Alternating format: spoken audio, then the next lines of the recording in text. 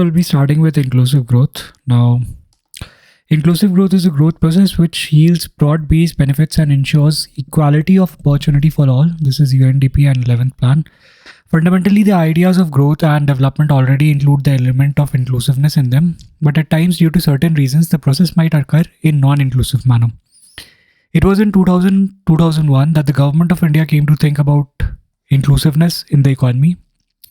While reviewing the performance of economic reforms, it was found that the reform process enabled economy towards faster and higher wealth creation, but all could not be part of it. Only the people with resources, that is physical or human, were able to get benefits out of the reforming economy. It was assumed that the fruits of reforms could not percolate to the disadvantaged and marginalized sections of the society. It means the growth process during the reforms was not able to include a big segment of the Indian population. In this backdrop, we see the government adopting a conscious policy towards inclusive growth. Even before reforms in the country, this element was lacking, but during reforms, it became more glaring due to the higher pace of growth with which the economy attained during this period. Though the government started attending to this issue since 2001 itself, it was given real attention in the 11th plan, that is 2007 to 12, where we see a clear policy evolving towards the idea of inclusive growth in the country. That is, including the disadvantaged and marginalized section of the society, especially SCs, STs, OBCs, minorities, and women, in the process of growth and development. By the 12th plan, that is 2012 and 17, the focus increased when we see a issue of inclusiveness entering into the very slogan of plan: faster, sustainable, and more inclusive growth. During the course of time, we see the government evolving a clear short-term and long-term policy towards the cause of inclusive growth. Now, short-term policy. This policy is aimed at supplying those goods and services to the disadvantaged and marginalized section of society, which are bare minimum, are essential in nature. Several central sector schemes and centrally sponsored schemes are run by the government for this purpose. This policy touches the areas like food and nutrition, that is Annapurna, Antyodaya, midday meal, last being the National Food Security Act, etc. Healthcare and sanitation like National Health Mission, Total Sanitation Campaign, ASHA, Mission Indradhanush, and the last being Swachh Bharat Abhiyan. Housing, Indra Awas Yojana, Rajiv Awas Yojana, etc. Drinking water, National Rural Drinking Water Program, etc. Education, Sarva Shiksha Abhiyan, Rashtriya Madhyamik Shiksha Abhiyan, model schemes, etc. Short-term policy has led to two drawbacks. Firstly, the scheme in its subsidy is are subsidy based, and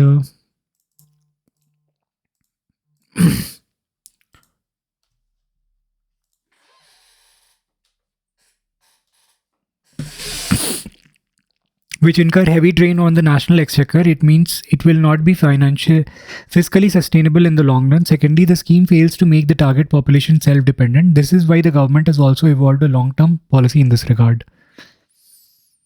Now, the long-term policy. This policy is aimed at bringing self-dependence in the target population. The policy contains in itself sustainable elements too.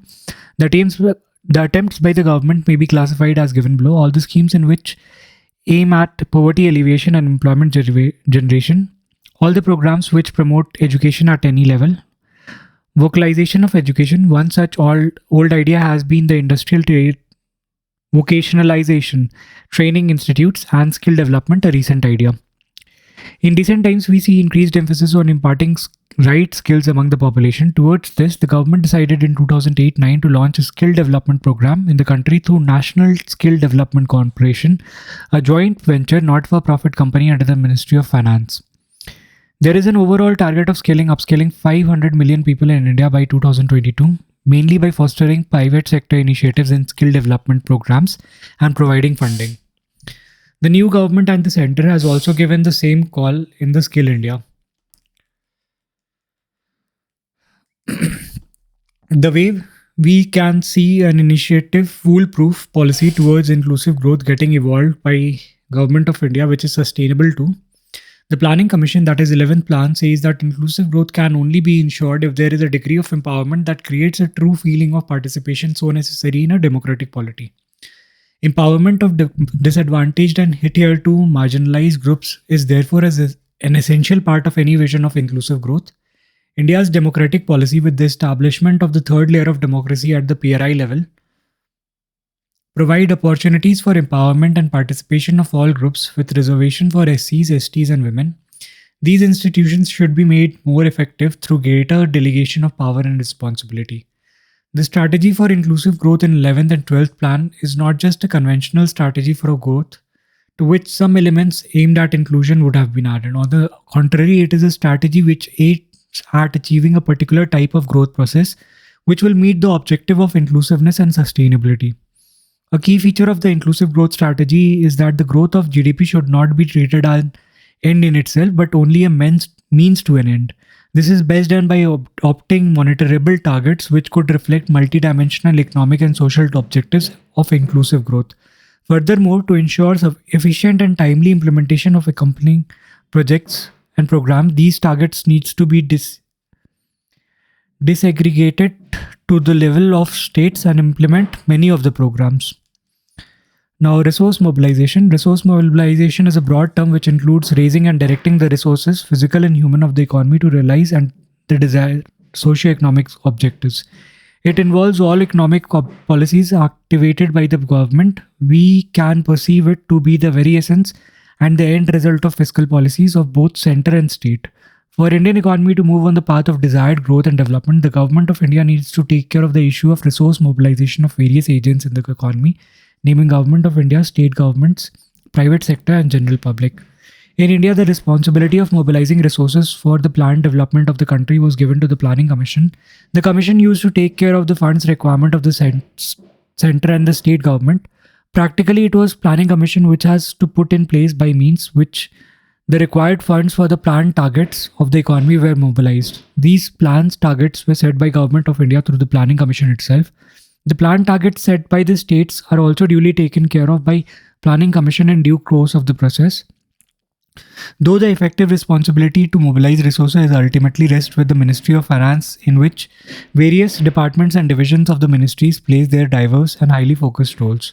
Now, Government of India, to extend the Government of India is concerned, it needs funds to realize two categories of planned targets, namely infrastructural targets and social sector targets. Infrastructural targets, which chiefly include power, transportation, and communication. In the coming years, so many other sectors got attached with it. For example, technology park, urban infrastructure, etc. And social sector, which includes education, health, social security, known as human development related targets since 2010-11. These funds get mobilized through Plan Finance 2 Division of Finance Ministry. State government, other than the fund requirement of Government of India, the states also need funds for their development requirements similar to Government of India.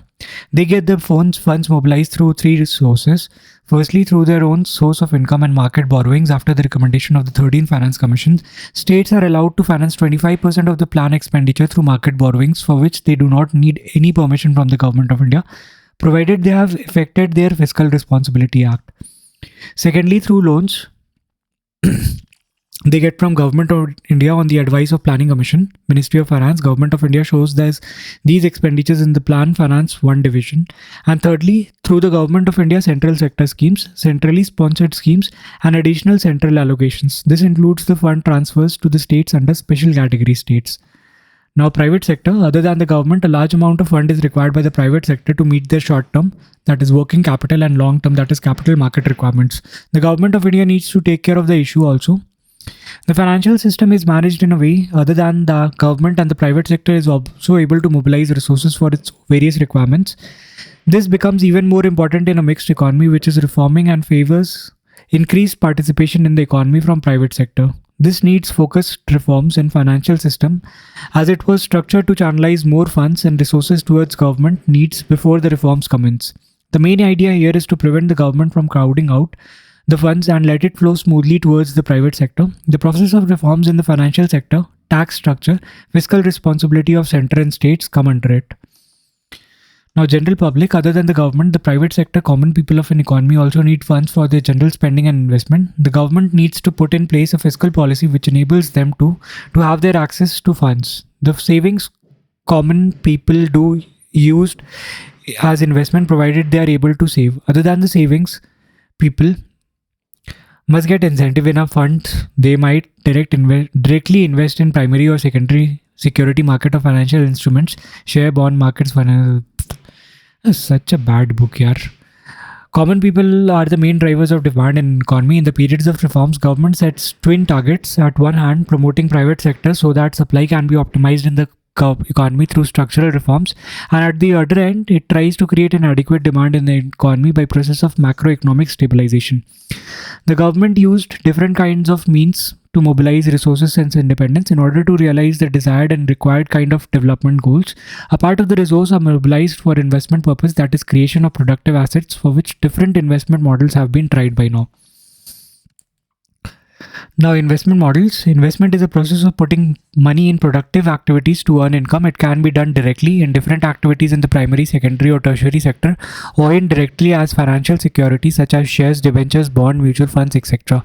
In case of India, investment models are means and tools by which the government of India has tried to mobilize required funds to promote the different goals of planned development. Since India started the planning process in 1951, we see different models being tried by the government to mobilize resources. It has been a kind of evolutionary process. We may understand them in the following phases.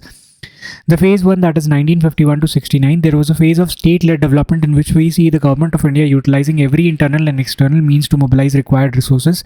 The main area of resource allocation were the infrastructure and social sector. The famous Mahalanobis plan gets implemented during this period. In this period, we see the whole financial system, tax system, and fiscal policy of the country getting regulated to drive in maximum funds for government to meet its planning related financial responsibilities. This phase was marred by visible mismatches between the need and availability of investable funds. There always prevailed a lag between the requirement of funds and their mobilization. Thus, investment targets of the government got derailed many times. War with China and a limited war with Pakistan also eroded and diverted the resource allocation mechanism. But overall, the government were able to start the process of industrialization almost from nothing by mobilizing heavy funds in favor of infrastructure sector and infrastructure industries, the core sector. Education, healthcare also got funds, but in subdued manner, as the government of India remained greatly preoccupied with glorification of the public sector. This was the age when government of India used to consider PSUs as temples of modern India.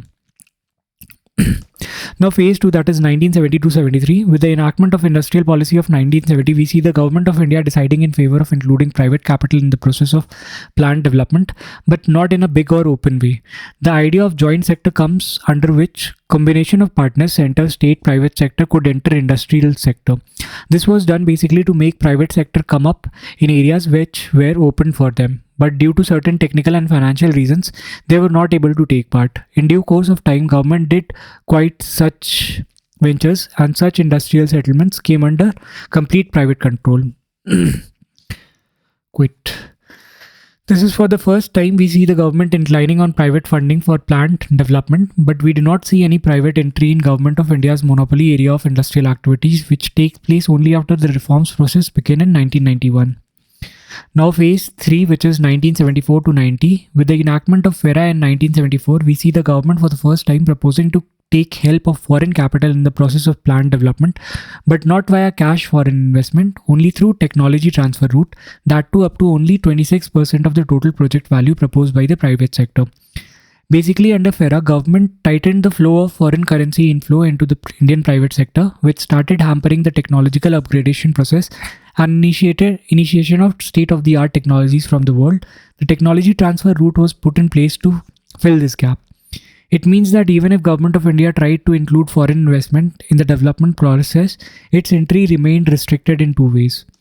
First, it was either not either direct as we see FDI during the reform process, or indirect as PIS, but via technology transfer. Foreign entries could enter only through those industry areas which were open for Indian private sector under Schedule B of Industrial Policy Resolution of 1956. The monopoly industries under Government of India, some of the most attractive industries for private sector, remained closed for entry. It also means that India failed to articulate an investment model which could tap the better elements of foreign capital, state-of-art technology, better work culture, and most importantly, scarce investable capital. Experts believe as it a missed opportunity for India. By 1965-66, the Southeast Asian economies like Malaysia, Indonesia, Thailand, and South Korea had opened up their economies for both forms of foreign cap investment, direct as well as indirect. And the governments there decontrolled the industrial sector, which were earlier fully under the government control. It should be noted here that these economies had started exactly the same way as India had started after independence. This gave those economies a chance to tap not only the scarce investable funds into their economies, but the state of art technologies from the world and world class work culture and entrepreneurship too. Soon these economies came to be known as Asian tigers. The period after 1985 saw dynamism in the areas of resource mobilization. Two consecutive planning commissions suggested for opening up of the economy and inclusion of the Indian and foreign private capital in industrial areas, which were hitherto reserved for the government. It suggested that government of India to withdraw from areas where private sector was capable and to fit to function, for example, infrastructure sector, and concentrate on areas where private sector would not be interested to operate, for example, the social sector. In a sense, during this time, we see an ideological shift in the government towards giving an active or central role to the private sector in the process of economic development. This was an advice for completely different kind of investment model. But due to lack of political will, the government of the time could not go in for the same. Though we find the government going for kind of limited degree of economic reforms through industrial policy of 1985 and 86, this should not be taken as economic reforms in India, which officially starts in 1991 only. As a summary of the investment models up to 1990, we can highlight the following points. Government remains the main investor in the economy, and experts believe that India, due to undue delay in putting in place an investment policy model, which the potential of the private sector could not be channelized into the process of developmental investment. Emphasis on public sector continued together with nationalization rise. Also by late 1960s and early 1980s, the PSUs to a large extent were privatized by the Southeast Asian economies by now, making these socially oriented loss-making units to catapult into hubs of profit and real drivers of growth and development. Tax system was structured to raise maximum tax revenue, which led to tax evasion and excessive tax burdens on citizens. Government of India continued cutting its non-plan expenditure so that resources could be allocated for the purpose of planned development, which led to the expenditure cuts even in essential areas like education, healthcare, etc. Excessive government dependence on the financial system continued crowding out funds. As a result, the private sector could not mobilize suitable levels of funds for their requirement. Technological upgradation and initiation of new technologies into the economy got hampered due to non-availability of foreign currency to private sector. Government of India by late 1970s started facing the difficulty of paying its external liabilities, which were mainly created due to the expansion of PSUs. Main sources of fund in this model were government's tax revenue, internal borrowings, external borrowings, and freshly printed currencies. There always prevailed a lag between the requirement of the fund and their mobilization, resulting into the government investment targets getting derailed most of the times.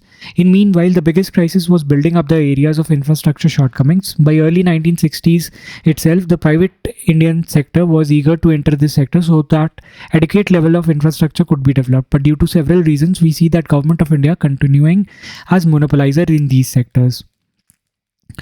Now phase 4, which is 1991 onwards, due to prolonged follow-up of weak fundamentals of economies and immediately after Gulf War I, India headed for a severe balance of payment crisis by late 1980s, which made India go for IMF for financial help.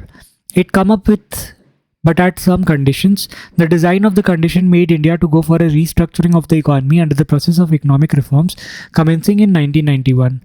Reforms era shifted India towards including private sector, that is domestic as well as foreign, for the future development of economy. And here comes a different investment model. Main elements of this investment model are given below. The hitherto monopoly sector of the industry were open for private investment, barring nuclear research, nuclear power, and railways. Later, the two areas were partially opened. In all of them, direct foreign investment have been allowed between 26 to 100%. We see investment model for infrastructure sector shifting from government-led to private-led. In the coming times, Government of India articulated the ideas of public-private partnership models of investment for this sector to provide confidence and space to private sector to enter the sector.